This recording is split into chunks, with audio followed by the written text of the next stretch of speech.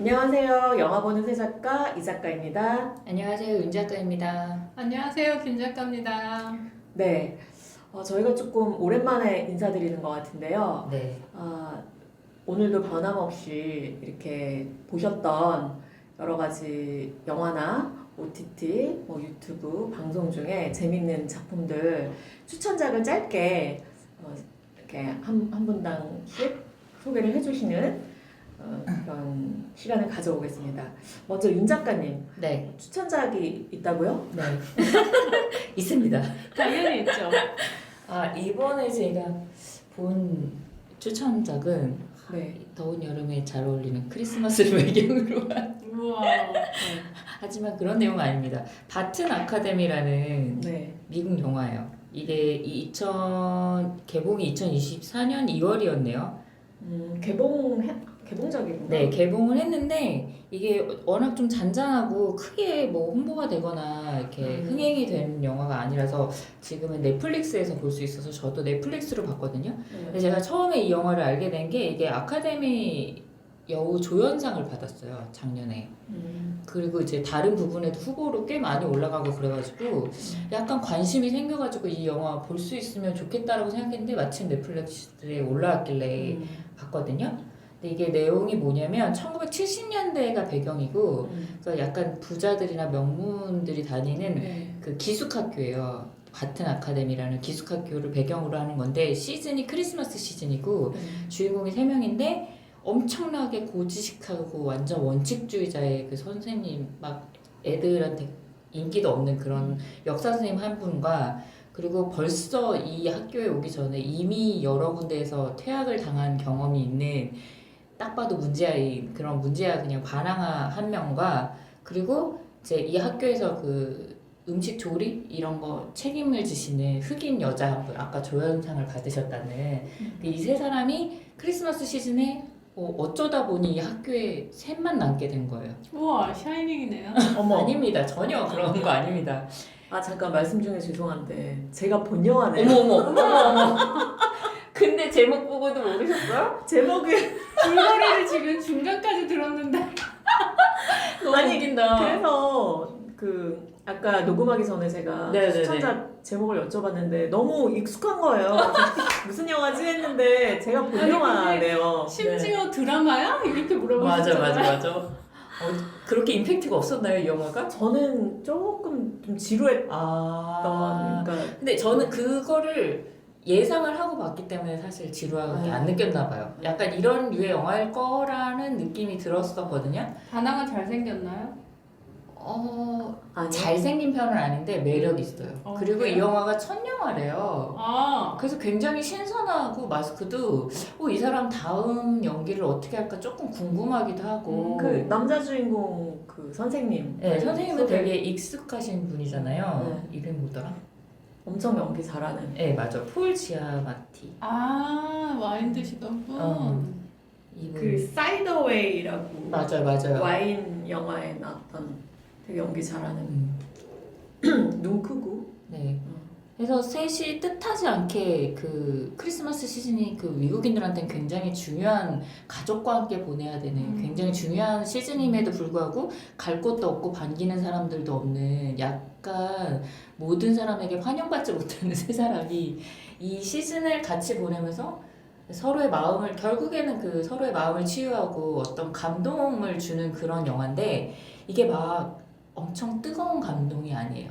굉장히 미지근한 영화입니다.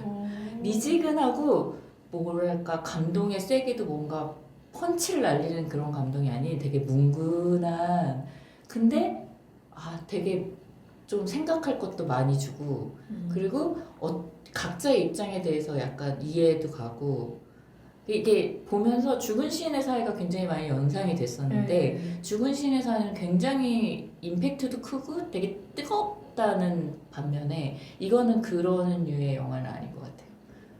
근데 약간 평양냉면 같은. 네 맞아요. 뭉근한 어느 순간 중독되게. 맞아요. 근데 어느 순간 중독되거나 어느 순간 이렇게 잠을 자거나 저는 혼자였던 것 같아요. 그러니까 어느 순간 잠을 자고 있어. 뭉근함 속에서 눈을 계속 감게 되더라고요. 그러니까 이게 그래서 저는 처음부터 이런 류의 감동을 줄 거고 이런 류로 흘러갈 거라고 기대와 예상을 했기 때문에 제가 원하는 기대와 예상을 채워줬기 때문에 막 엄청 대단히 좋은 영화는 아니지만 이 정도는 너무 만족스럽다, 네.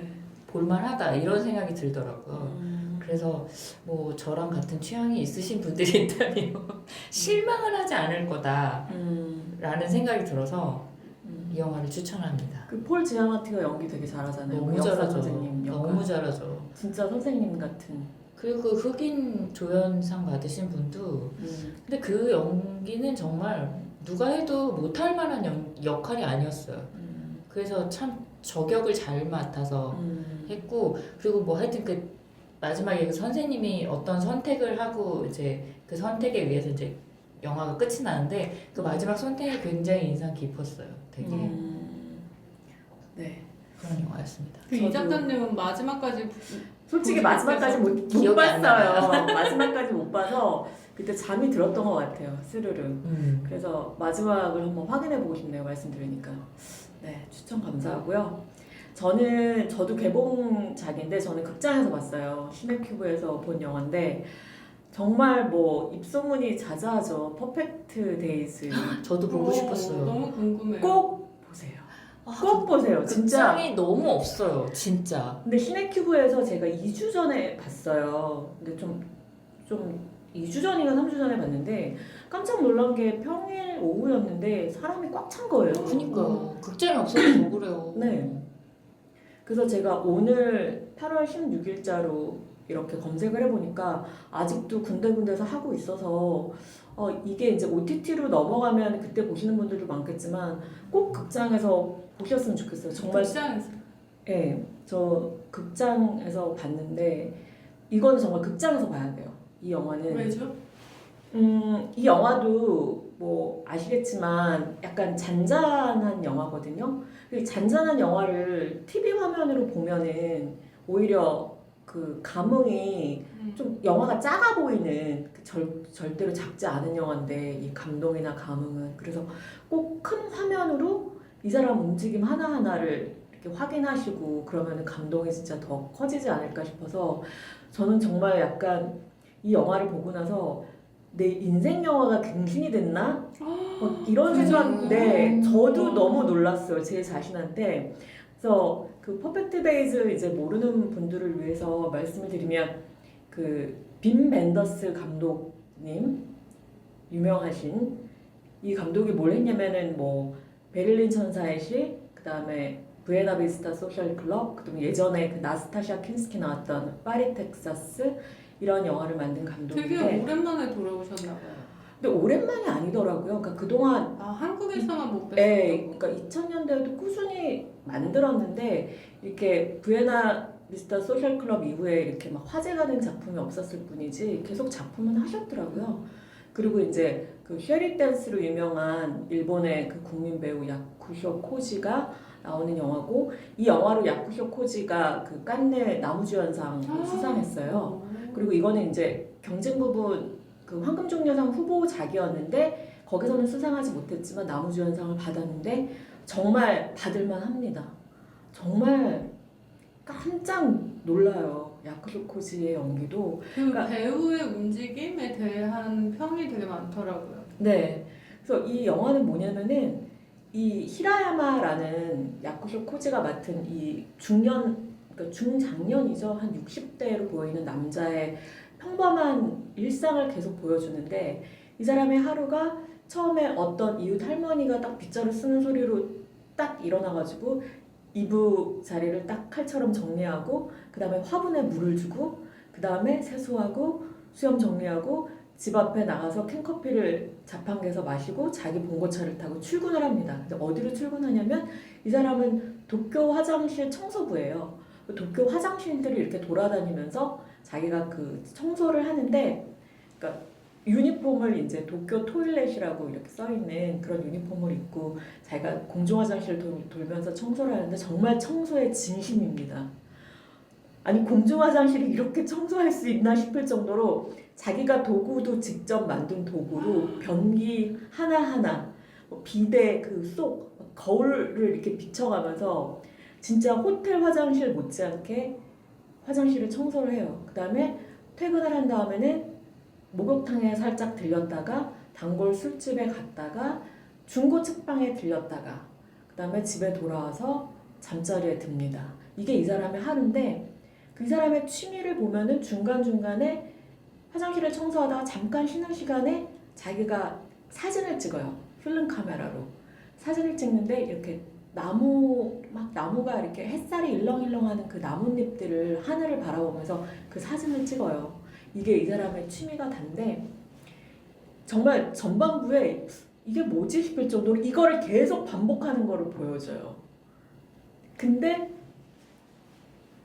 이 반복되는 이 단순한 일상이 너무나 완벽하다라는 이 사람의 하루는 어떻게 보면 남들이 되게 허드렛 일이라고 무시할 수 있는 일을 하고 있지만 이 사람은 자기 하루를 되게 완벽하게 구성해서 되게 열심히 사는 장인 같은 사람이라는 생각이 드는 거예요. 아, 그래서 퍼펙트 데이스예요? 네.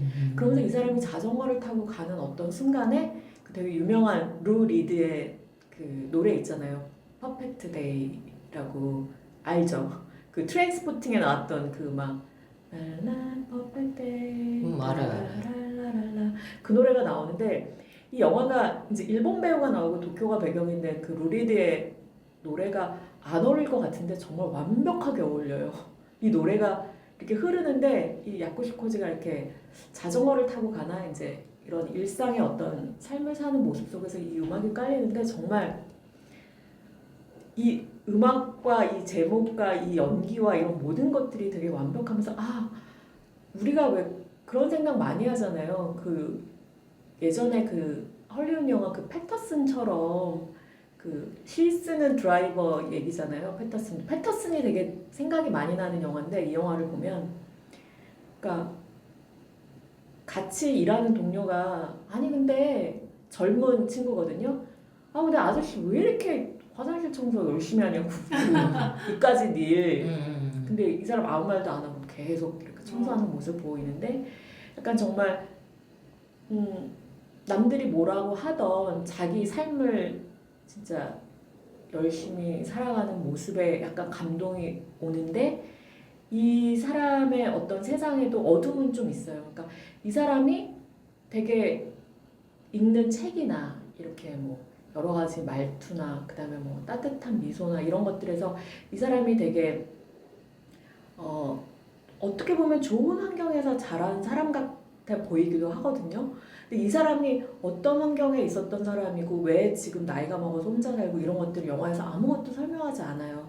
근데 이 사람의 한 가지는 이 사람의 조카가 어느 날 나타나거든요. 여자인데 조카가 가출을 했다면서 이 자기 삼촌 집으로 찾아오는 거예요. 영화 중반에. 그게 이제 굉장한 어떤 좀 이 영화 속의 변화인데 이 여자애가 이 조카가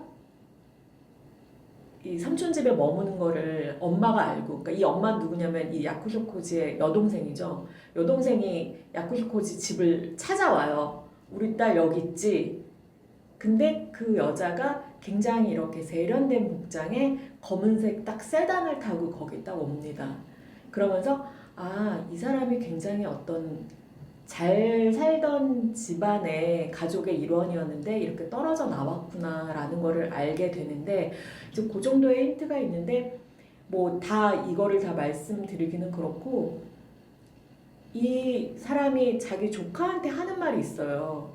왜 엄마랑 어울리지 않느냐는 식으로 물어보니까 이 야쿠쇼코지가 세상은 한 가지 세상만 있는 게 아니라 수많은 세상들이 있는데 어떤 세상은 다른 세상과 만나지 않는 세상도 있다. 이렇게 이야기를 하는 거예요. 그러니까 왜 우리는 각자 그러니까 하나의 세상에서 산다고 생각을 하니까 각자 다른 사람과 막 자기를 막 비교하기도 하고 자기 삶은 막 초라해 보이기도 하고 막 그런 것들이 있잖아요. 근데 이 야쿠쇼코지는 이런 생각을 하고 있으니까 자기가 사는 세상에서는 자기 삶이 되게 편안하고 완벽한 거죠. 근데 이 사람의 여동생의 눈에서 봤을 때는 아니 이렇게 무슨 후지게 오빠가 화장실 청소하고 이렇게 비난하는 듯한 말을 하거든요. 그러니까 그 대사가 딱 한마디인데 오빠 나 한 가지 물어볼 게 있어. 정말 화장실 청소해? 이렇게 물어봐요 여자가. 그러니까 그게 어떻게 보면 우리의 어떤 좀 사회적인 시선이기도 하잖아요. 그래서 이 영화에서 이제 그런 것들을 말을 하는 거죠. 그러니까 각자의 뭐 어떤 세상에 대한 존중 뭐 이런 것도 이야기도 하고 각자 막 되게 서로 막 비교하면서 삶을 사는데 어떤 삶이 정말 완벽한 삶인지에 대해서 생각해 보게도 하고 그다음 마지막에 야쿠쇼코지가 표정만으로 정말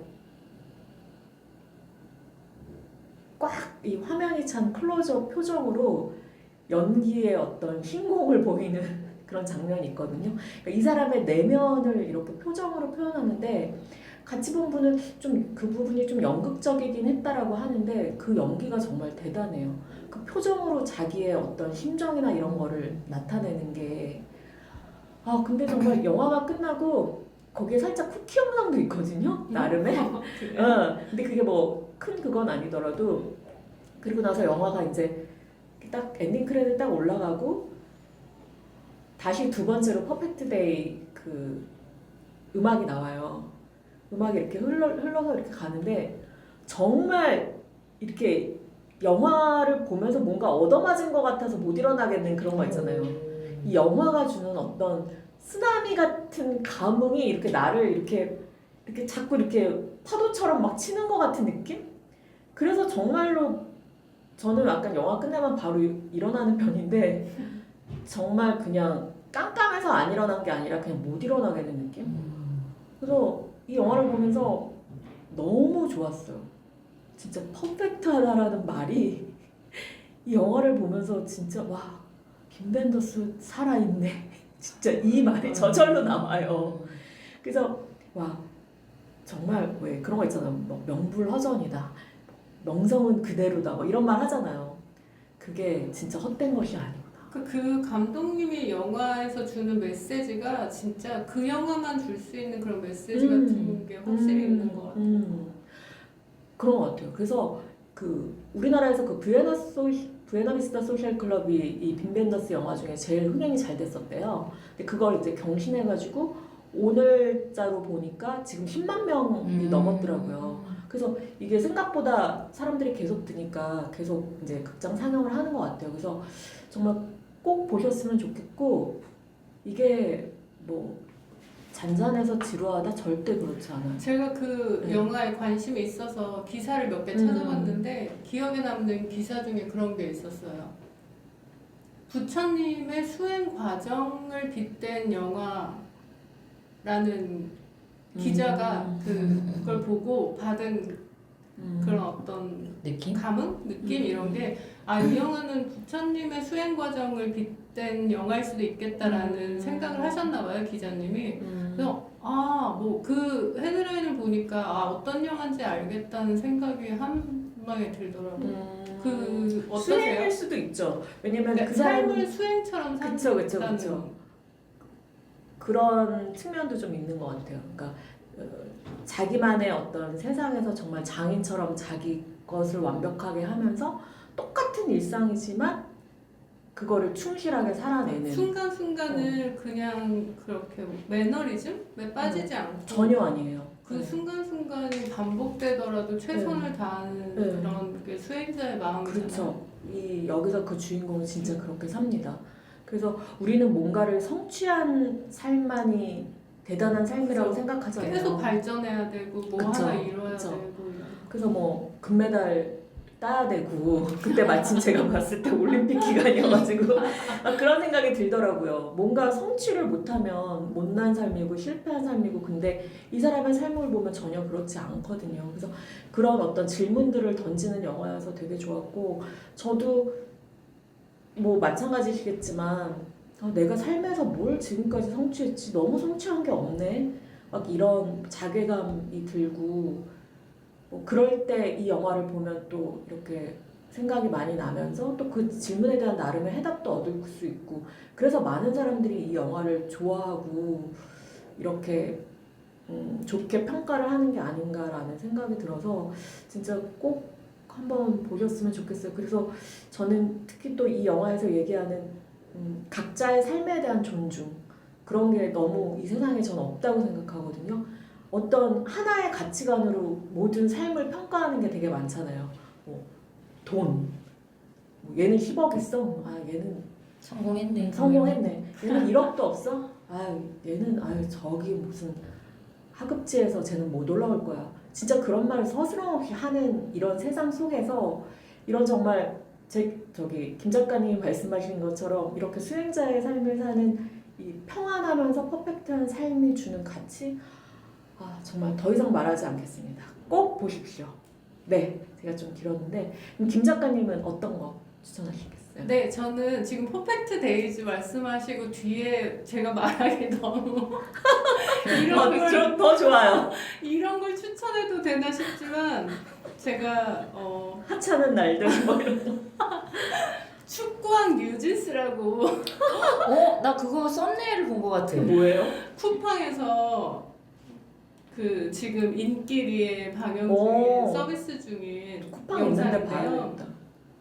얼마 전에 그 토트넘이랑 미넨 축구 경기가 있었잖아요, 한국에서. 네, 거기서 이제 그 뉴진스가 시축을 하는데 네 봤어요. 그 시축 순간까지의 비하인드를 담은 영상이에요. 약간 영화로 따지면 메이킹 필름 같은 거.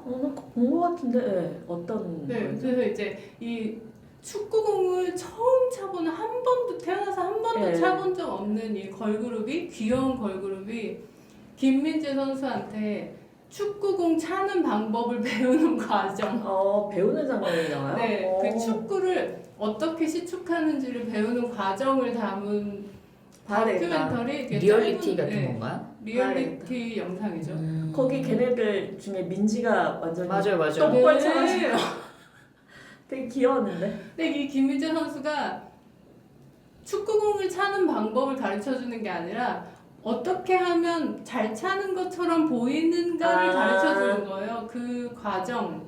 그러니까 이 막 어떻게 차는 거야 막 이런 걸그룹이 막 우왕좌왕하는 이런 귀여운 모습이랑 그 걸그룹을 바라보는 그 김민재 선수의 그 거구의 어떤 그쵸. 삼촌의 그 눈빛 뭐 이런 것들이 어우러져서 너무너무 다 귀여운 제목이 뭐라고요? 축구왕 뉴진스 축구한 제목 봐야 너무 되겠다. 귀엽죠? 저는 제가 토트넘 좋아하니까 네. 그 직관도 한번 했었지만 여기 상암에서 어쨌든 몇 개 그 오고 나서 그거 찍었잖아요. SNL 그 멤버들이랑 맞아요. 저기 춤돌림 조기 축구. 그거 진짜 몇 번을 봤는지 그 히살리 형이랑 이모 희송이 그래가지고 뉴진스 그래서 몇 개 더 영상이 관련해서 올라온 게 있나 봤는데 그건 못 봤거든요. 그래서 꼭 봐야 되겠네요. 네 그리고 이 영상에서 제가 제일 좋았던 부분이 뭐냐면 김민재 선수가 막 열혈 강의를 하고 있는데 거기 축구단 스텝이 와가지고 빨리 와라 지금 늦었다 그랬는데 김민재 선수가 그 막 강의에 몰입하고 있다가 알았어 5분만 더 줘 이러면서 버스 그냥 먼저 출발하던가 이러는 거예요. 근데 그 걸그룹과의 그 순간에 너무 몰입하고 있는 이 거구의 삼촌 팬이 얼마나 귀여운지 버스 그냥 구단 버스 먼저 가라 그러라고 막 저도 너무- 김민재 선수도 좋아해가지고 너무 귀여워요. 되게 귀여워요. 김민재 선수랑 아직 그- 20대인 거 알죠? 몰랐어. 손흥민보다 동생일걸요? 김민재 정말요? 선수. 네. 누가? 좀, 그거 맞아요. 좀 그거 형아미가 있잖아요. 좀 그냥 네, 봤을 때는. 맞아. 근데 삼촌이. 근데 자세히 보면은 좀 어려요. 그래서 그렇게 귀여웠구나. 근데 결혼도 하고 아이도 있어서 조금 좀 아. 성숙해 보이는 것도 있는 것 같아요. 좀 일찍 결혼하고. 근데 막 너무 좋은데 좋은 티 안 내고 막 이거 너무 걸그룹 막 귀여운데 귀여운 티 안 내려고 하는 그런 막 동공지진 하는 모습이 너무 귀여웠습니다. 네. 이거는 뭐 퍼펙트 데이즈만큼 꼭 추천은 아니고요. 네. 오늘 세 편 다 너무 개성들이 뚜렷해서 예, 이 중에서 진짜 취향에 맞는 예, 거. 취향에 맞는 거를 선택해서 보셔도 좋을 것 같아요. 오늘 그러면은 저희가 이제 메인 영화 한 편을 또 해서 함께 보고 또 얘기하는 순서인데 오늘 소개드릴 영화는 개봉작이죠. 8월 14일 날 개봉한 행복의 나라라는 영화입니다. 그래서 뭐 조정석 씨, 이선균 씨, 그다음에 유재명 배우 네. 이렇게 출연하시는 영화인데 잠깐 그래도 줄거리를 먼저 소개를 하시고 얘기 네. 나눠보죠. 줄거리는 아주 간단하게 11.6 사건에 대한 얘기고요. 이걸 배경으로 요즘 영화가 굉장히 많이 나왔는데 여기서는 뭐 사실 극 중에서는 가명들을 쓰지만 뭐 저희가 알아듣기 편하게는 실명들을 쓸게요. 김재규가 박정희 대통령을 암살한 사건에서 김재규를 대부분은 주인공을 쓰는데 여기서는 특이하게 김재규의 오른팔이었던 군인 출신의 어떤 그 인물을 두고 그 사람 수행 비서관. 그죠, 수행비서관. 그 수행비서관이 이 사건에 같이 연루가 되면서 이제 같이 그 재판을 받게 되는데 거의 누가 봐도 사형이 확정이 된 상황에서 누구죠? 그 조정석이 역할을 하고 있는 변호사가 한 명이 이제 이 군인의 변호를 맡으면서 최대한 사형을 면해보려고 고군분투하는 그런 내용의 영화입니다. 네. 어떠셨어요? 어땠냐고 물으신다면 그러니까 전체적인 인상. 전체적인 인상이 굉장히 호호 쪽은 아닌 것 같습니다. 예, 굉장히 너무 불호인가요?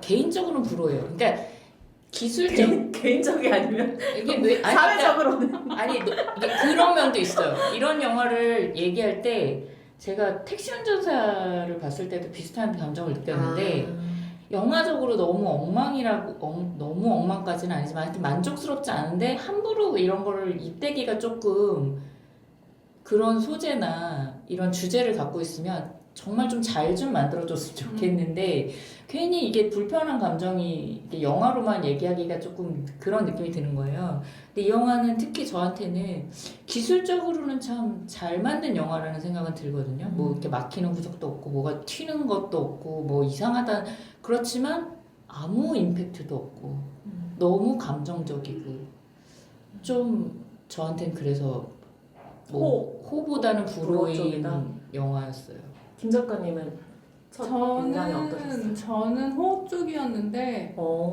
의외네요. 네, 제가 그러니까 11.6 하면 보통 생각하는 주인공들 그 주변 인물들을 저는 전혀 생각하지 못하고 있었어요 지금까지. 근데 그런 일들이 주변에서 벌어지고 있었다는 것을 알려준 것만으로도 약간 의미를 가지는 영화이기도 하고, 그리고 제가 추창민 감독님의 이런 과잉되지 않은 분위기랄까? 감정의 과잉이 없는 상태로 이렇게 쭉 흘러가는 이런 감성을 좋아하기 때문에 저는 개인적으로 호흡. 저는 굉장히 감성이 과잉됐다고 생각했는데 반대로 느꼈네요. 네, 저는 되게 절제됐다고 느꼈어요. 이 작가님은? 저는 뭐 호불호 얘기하시니까 저도 약간 불호에 가까웠습니다. 좀 영화가 힘이 없었다. 맞아요. 이 엄청난 충격적인 사건을 다루면서 힘이 없었다. 그 다음에 조정석이라는 배우는 너무나 탁월한 배우지만 그냥 조정석만 보였다. 그래서 좀 많이 아쉬웠어요. 말씀하신 대로 정말 이건 영화보다 더 영화 같은 어떤 실제 사건이잖아요. 근데 그거를 어떤 영화적으로 꾸미는 데 있어서 좀 실패하지 않았나라는 생각이 들어서 많이 아쉽고, 저도 희한하게 윤 작가님처럼 좀 잘 만들지. 맞아요. 그리고 특히나 또 이성균 배우님 마지막 작품. 또 진짜 마지막 작품이고, 그래서 이 영화 속에서도 그 수행비서관 역을 맡으면서 많이 또 겹쳐져 보이는 부분도 많았는데 그런 것들이 많이 아쉬웠어요. 그리고 추창민 감독은 뭐 광해 왕이 된 남자도 너무너무 사랑을 많이 받았고 저는 좀 이거보다는 잘 만드시지 않았나 했는데 조금 힘이 없었다. 네. 너무 힘이 빠졌다. 그래서 진짜 영화를 보고 나서 극장에서 진짜 힘이 더 쭉 빠져가지고 저는 그 말씀하신 힘이 빠졌다를 저는 좋아하나 봐요. 이렇게 막 과잉되지 않고 좀 참고 이렇게 억누르고 이런 게 느껴졌거든요, 저는. 근데 저는 반대로 너무 감정 과잉이라고 느껴졌던 거는 전하려는 메시지가 너무 명확하다 보니 좀 무리하게 끼워 넣는 씬들이 너무 많았어요. 특히 조정석이 분한 그 변호사, 일개 변호사가 그 군세 쿠데타까지 일으키고 난 그 전두환 역할의 배우를 만나서 1대1로 독대를 하는 장면은 그건 좀 판타지 같은 느낌. 너무 판타지고 그 전까지도 사실 그렇게 걸리는 장면들이 꽤 있었는데 혼자서 뭐 이렇게 참모총장을 부르겠다고 그 정면도판 뭐 그런 그러니까 너무 판타지적인 장면들이 너무 말도 안 되게 진행이 되는 것도 약간 거슬렸지만 그렇다 치고 넘어가고 있었는데 네, 그렇다 치고가 많았죠. 근데 그 전두환을 만나서 막 독백을 엄청나게 쏟아내면서 거기서 뭔가 뭐 한 방을 노리고 한 것 같은데 그 영화의 네. 가장 마지막 부분에 네. 그래서 그때 조정석이 뱉었던 말이 사실은 감독이 전두환한테 하고 싶었던 말을 네. 한 것 같은데 너무 억지스럽다는 생각이 드는 거예요. 이 씬부터 이 모든 대사나 이런 것들이 뭔가 이렇게 좀 더 스무스하거나 좀 더 세련되게 전달을 하면은 오히려 와닿을 텐데 왜냐면 다 모든 사람들이 느끼는 감정이니까 근데 너무 직설적이고 너무 그걸 전달해야겠다라는 그 의지가 너무 강한 나머지 모든 걸 좀 무시하고 끼워넣고 있다라는 그런 약간 느낌이 들더라고 저는. 그러니까 저는 그게 왜 그런 느낌이 드냐면은 빌드업이 잘못돼 있기 네 때문에 맞아요. 빌드업이 안 됐는데 빌드업을 하고 나서 골을 넣는 거잖아요. 근데 맞아요. 빌드업이 안 됐는데 골을 갑자기 막 급골을 넣으려고 하니까 그렇게 들어가면 더 극적이지 않아요? 아니 그래서 근데 감정이 따로 노는 거예요. 그렇죠. 이제 관객이 느끼기에는 조정석이 그 전두환한테 그 변호사가 이제 그 전두환 그때 계엄 사령관이었나? 그 골프 치는데 찾아가가지고 막 외치면서 일가를 막 하잖아요. 그게 이제 막 약간 어색한 거죠.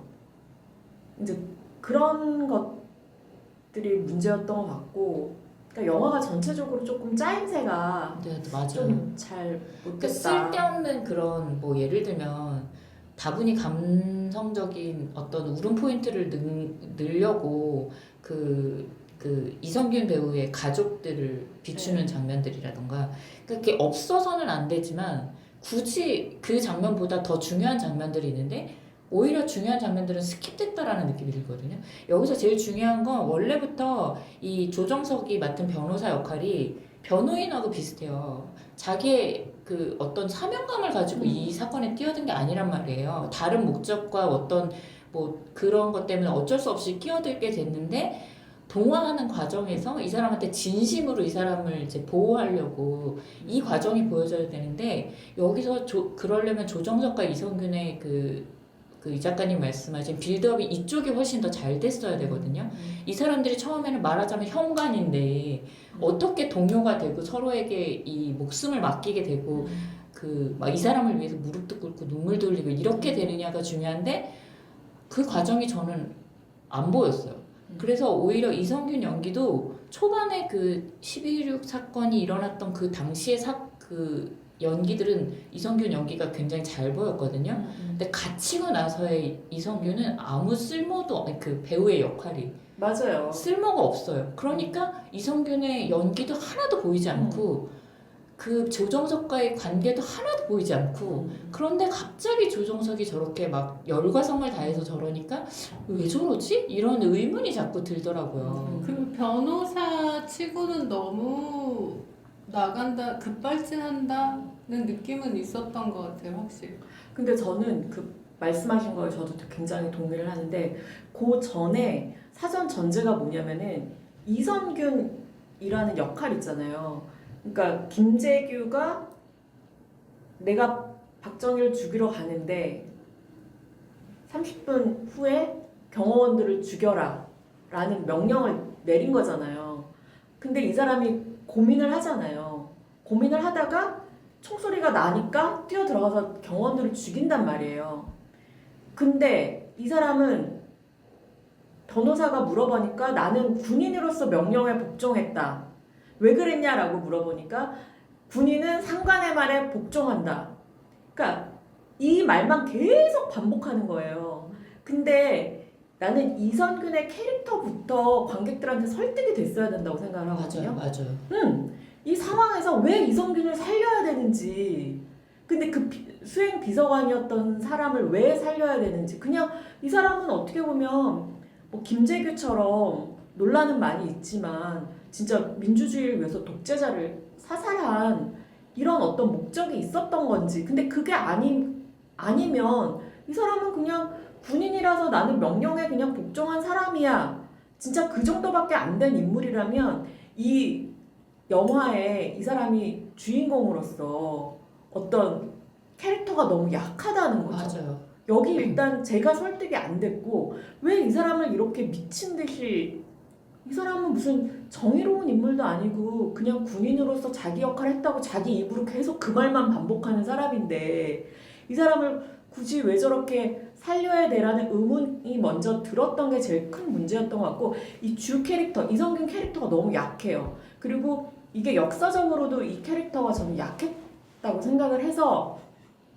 저도 김 작가님 말씀대로 그 주변 인물들을 이렇게 캐치해서 추창민 감독이 하려던 의도까지는 알겠는데 이 주변 인물들이 조명을 못 받은 거는 그만한 이유가 있었겠다. 별로 매력이 없는 거죠. 이 커다란 이야기를 끌고 갈 만한 그 메인 캐릭터로서.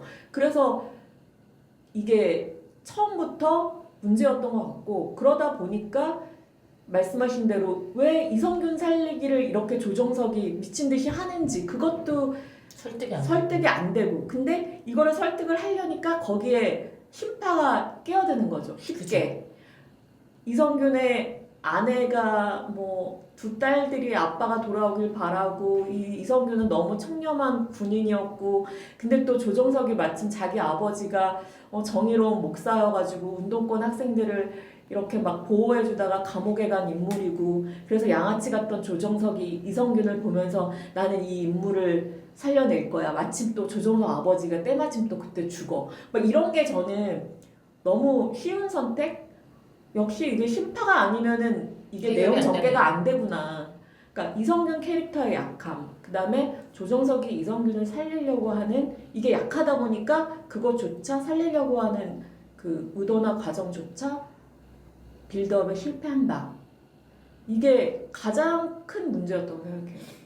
그래서 마지막에 그 변호인에서는 뭐 대한민국 주권은 국민에게 있고 이거 할 때 막 울잖아요. 그게 이게 빌드업이 되니까. 근데 조정석이 막 이렇게 동화돼갖고. 그쵸. 근데 조정석이 전두환한테 막 얘기하는데 뭐야 막 이런. 왜 이렇게 혼자 흥분했지? 쟤 어쩌려 그러지? 같은 느낌을 있었어. 아니 나는 왜 어쩌려고 그러지보다도 저기서 죽지 않으면 이거 이상한 거 아닌가?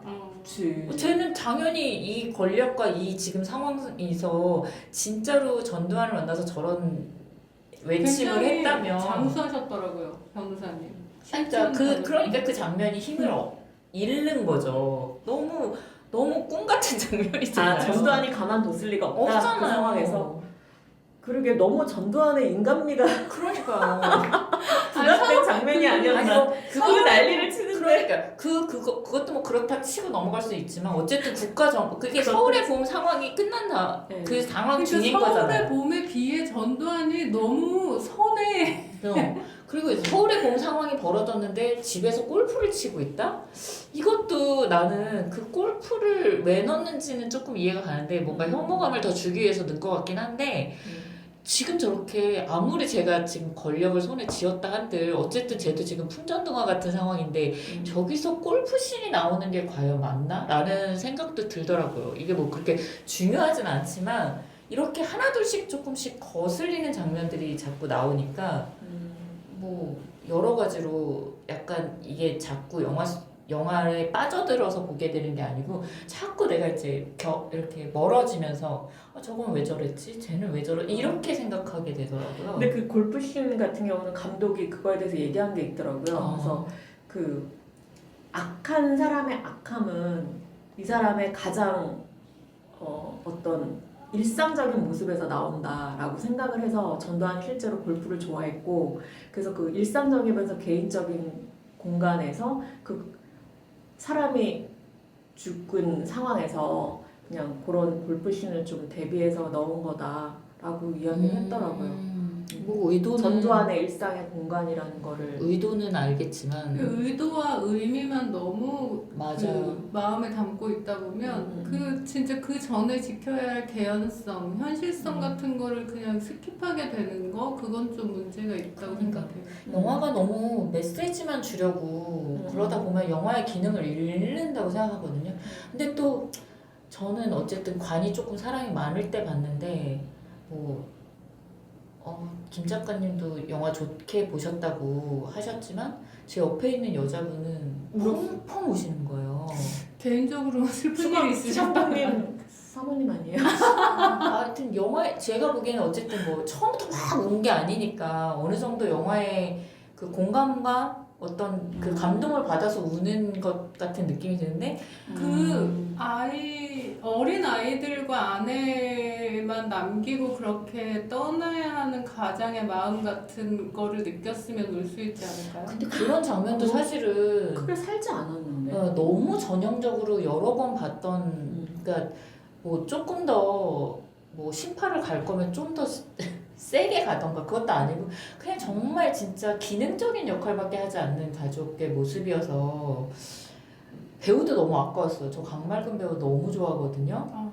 그 부인으로 나왔던 저렇게밖에 찬실이는 복도 맞아요. 많지. 그 배우 너무 좋아하는데 뭐 영화 자체가 여자가 끼어들 구석도 없고 2명 나오는데 강말금 역할은 너무 전형적인 그냥 뭐 피해자의 그 부인 심파를 불러일으키는 부인이고 진기주가 맡은 역할은 도대체 뭘 얘기하고 싶어서 나온 건지. 맞아요. 진기주는 그냥 진짜. 특별 출연이었던 것 같아요. 그러니까 왜 나왔지? 일본어 하려고? 그 진기주가 나온 모든 장면은 사실 드러내도 관련 뭐 이렇게 기능적으로 그리고 이 사람들이 진짜 남매인지 연인인지 저는 파악이 안 되더라고요. 연인이지. 그러니까 그런 거 같은데도 어떤 때 보면 또 아닌 거 같은 느낌. 그러니까 이런 것도 사실은 극 중에 전혀 영향도 없을 뿐더러 왜 나왔는지 진짜 이해를 할 수 없어. 그럴 씬에 차라리 이성균한테 씬을 더 줬어야 된다라는 그러니까 생각도 들고. 이성균 배우를 감옥에 그 구치소에 딱 가둬놓는 순간부터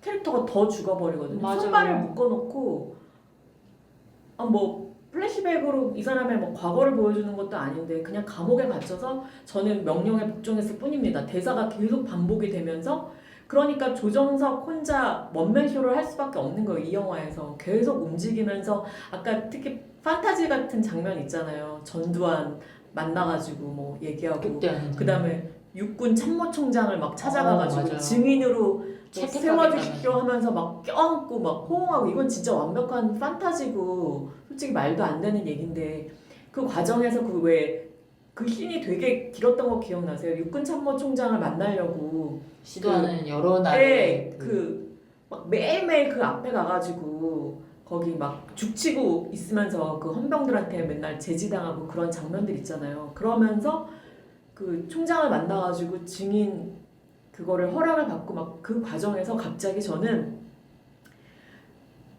그 변호인으로서의 조정석이 아니라 갑자기 그 익준이가 왔다 간 것 같은 스리생의 이익준이.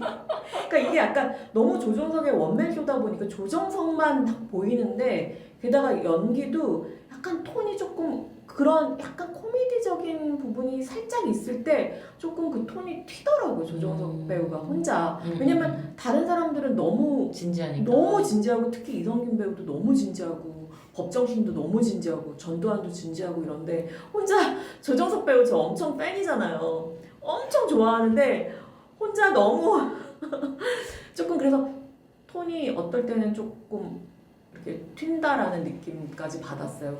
그래서 그러다 보니까 이성균 배우와의 약간 케미도 왜 변호인과 의뢰인 사이에 그런 케미도 어떻게 보면 중요하잖아요. 여기 법정 드라마 법정 씬도 많은데 근데 그 케미도 너무 살지 않았다.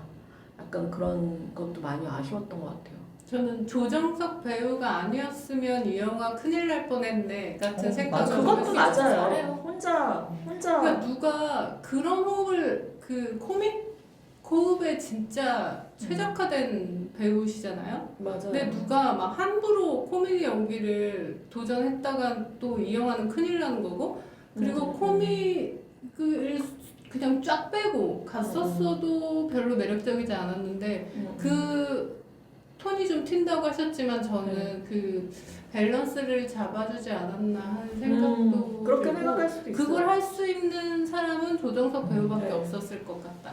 그래서 저도 조정석이 못했다는 게 아니라 조정석만 보였다는 게 오히려 맞아요, 약간 맞아요. 흠이었다는 생각이 장점이자 그리고- 단점이다. 네. 그리고 영화가 어떻게 보면은 좀 전체적으로 구성이 조금 힘이 없던 데다가 약간 산만했던 게 초반에는 그 12.64 때 그 장면을 막 보여주잖아요. 총격하고 막 그 차 안에서 막 대기하고 있다가 막 경호원 쏘고. 뭐 약간 남산의 부장들 생각이 네. 근데 거기서 저는 남산의 부장들이랑 서울의 봄이 너무 그 기시감이 너무 많이 드는 거예요. 그 뒷부분에 참모총장 참모총장 납치하는 것도 납치되고 네. 뭐 이런 것들은 전부 서울의 봄. 서울의 봄 너무 많이 생각나잖아요. 겹치는 대사들도 좀 있고 이게 네. 전반적으로 그리고 좀- 이 최근에 히트쳤던 뭐 1987이라든지 서울의 봄이라든지 변호인이 이게 전부 다 여기에 연루된 사건들이고 이걸 바탕으로 굉장히 다들 1,000만씩을 넘고 굉장히 완성도가 높게 만들어졌잖아요.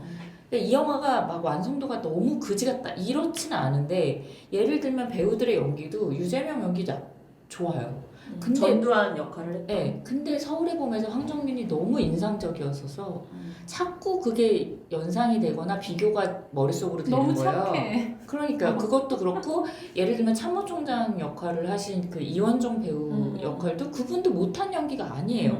근데 서울의 서울의 봄은 봄에 누구였지? 나왔다 그 참모총장 연기. 저기 그 재벌집 막내 아들 그 회장님. 이성민. 이성민 배우가 이성민 하셨는데, 배우였나? 그러니까 그것도 약간 자꾸 비교가 되고 맞아.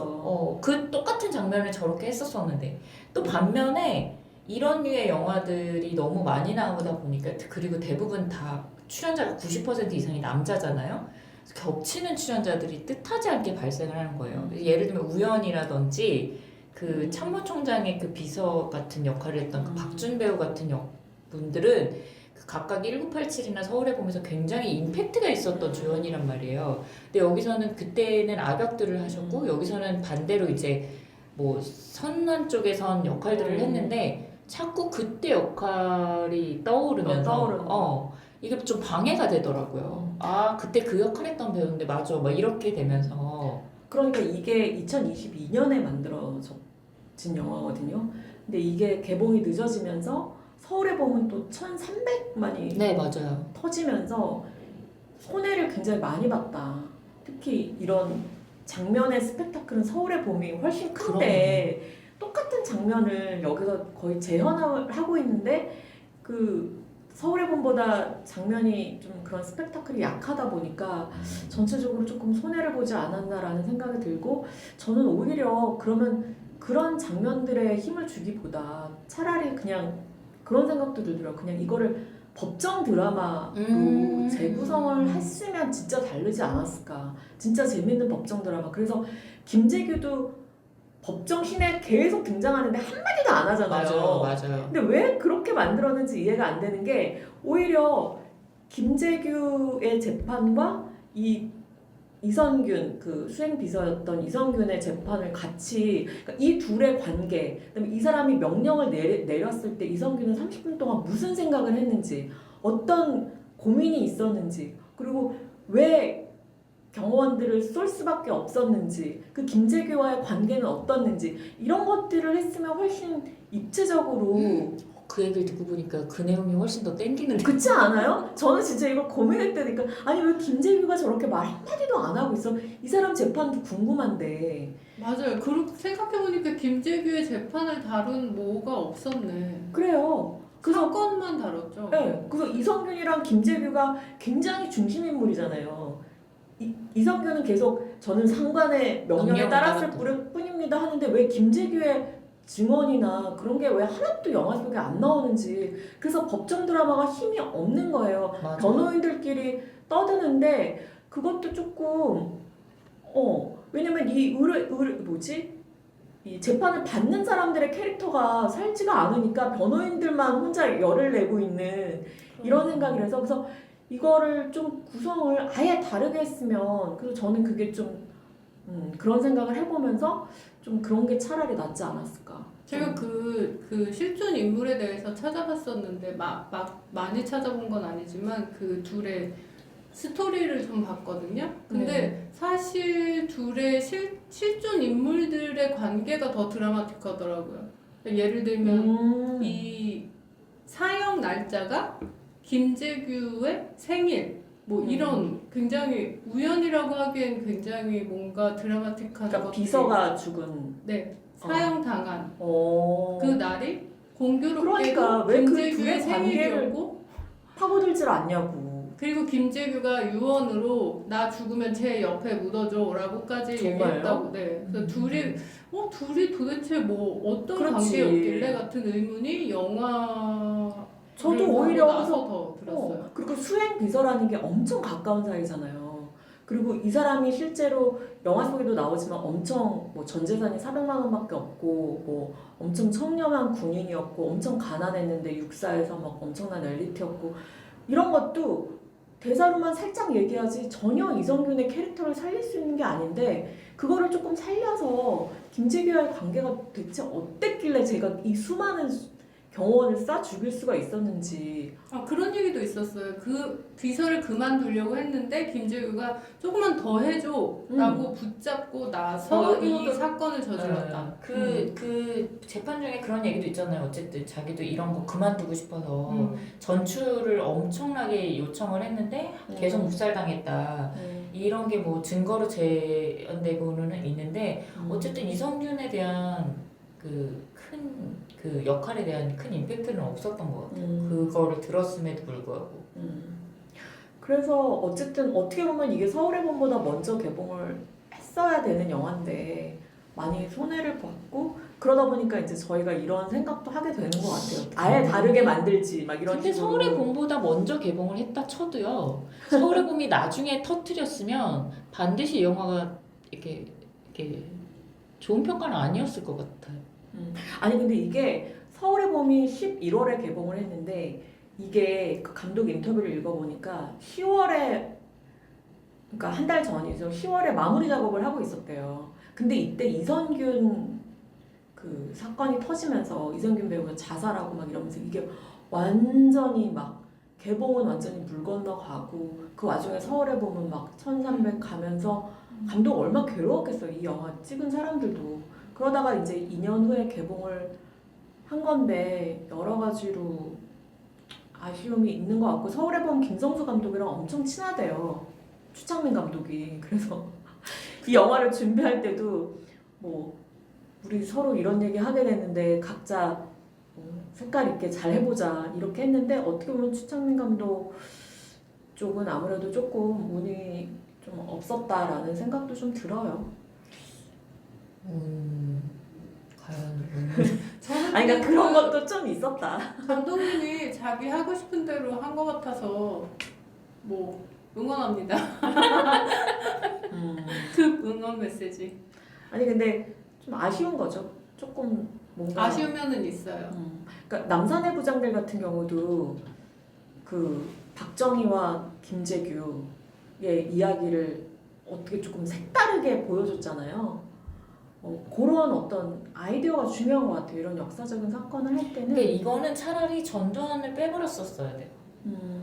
전두환 얘기를 무리하게 끼워 넣으면서 얘기가 너무 확장되고 이도저도 수습이 안 된 것 같은 그 메시지를 너무 남기고 싶었던 과욕이 아니었을까 조금. 어떻게 보면은 좀 산만한 것도 있고 네. 뭐 처음 사건부터 뭐 변호사 얘기 그다음에 뭐 이성균 얘기 그다음에 마지막에 뭐 전두환과의 그런 거 뭐 육군 참모총장 납치까지 그걸 다 담으려고 했던 게 좀 욕심이 아니었나 그런 생각도 들어요. 그렇습니다. 그래서 어쨌든 별점은 어떤 근데 게 저희가 있겠어요? 약간 셋 다 그런 게 있는 것 같아요. 이 영화가 더 잘 됐으면 좋았을 텐데라는 약간 그런 감정들이 조금씩 있는 것 같아요. 왜냐면- 저는 추창민 감독 영화 그거 사랑을 놓치다부터 너무 좋았거든요. 어. 그 사랑을 놓치다도 제가 그러니까 사랑을 놓치다에서 느낀 감성을 사랑을 여기 놓치다가 어떤 영화였죠? 나 지금 기억이 안 나. 설경구랑 송윤아 배우가 결혼 아. 전에 되게 옛날. 네 그 두 사람이 거기서도 나왔구나. 거기서 그 명대사 있잖아요. 그 송윤아 친구분이 되게 그 황석정 배우가 나오시는데 치킨집에서 막 울면서 야 내가 남자 같대 내가 남자 같냐 막 울고 있는데 뒤에서 치킨집 아저씨가 총각 개그가 타이밍이 아주 좋네요. 양념 줄까 후라이드 줄까 이래가지고 으아 막 이런 명장면이 있거든요. 네. 근데 그 영화에서도 둘이 멜로인데 엄청 그 절제돼 있고 막 표현을 못하고 참고 근데 너무 사랑하고 막 이런 게 감정이 너무 느껴져가지고 하나도 심파도 아니고 하나도 슬프지 않은데 저는 진짜 막 울었었거든요. 저는 감독에 대한 애정은 하나도 없는데 이 소재와 주제에 대한 애정이 있어서 저도요. 이런 것들은 조금 잘 만들었으면 좋겠다라는 그런 조금 희망이 그쵸. 있어요. 주제가 아무래도 그리고 감독님도 되게 좋은 감독님이고 해서 어떻게 보면 기대치가 있었던 것 같은데 조금 아쉬웠다. 그래서 각자 그러면 이제 평점이 5점 만점에 몇 점 정도 주실 수 있는지 윤 작가님? 저는 그냥 진짜 평균 2.5.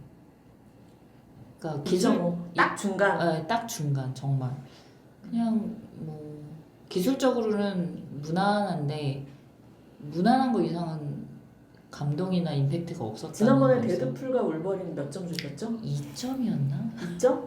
그랬던 것 같은데요. 이거는 이제 2.5. 꽤 낮은 것 같아요 생각보다. 김 작가님은 어떠세요? 제일 저는, 좋은 평가를 주셨다. 네, 마음은 4점인데 그래도 앞글자가 4면 그 뒤에 우리가 할 영화들에 대해서 좀 주기가 애매해질까 봐? 아무래도 애매해질까 봐서 3.9로 할까요? 3.9? 저는 그래도 이성균 배우님의 유작이 진짜 유작이 탈출이 아니라서 그래도 이 다행이다. 영화라서 그건 그나마 다행이다. 다행이다 같은 그런 의미에서 3.9999로 하겠습니다. 그럴 거면 4점 주시지 않지 아니에요. 앞자리가 4인 거랑 3,900원이랑 4,000원은 달라요. 네. 그건 맞네요. 저는 3.5점. 3.5점. 그리고 좀 저는 재미없게 봤지만 또 모르니까 극장에서 많은 분들이 보셨으면 좋겠네요. 저는 재미없었지만 추천. 네. 자, 그렇습니다. 자, 그러면 저희 이제 더위와 코로나를 이기고 다음에 또 만나요. 네. 안녕. 안녕.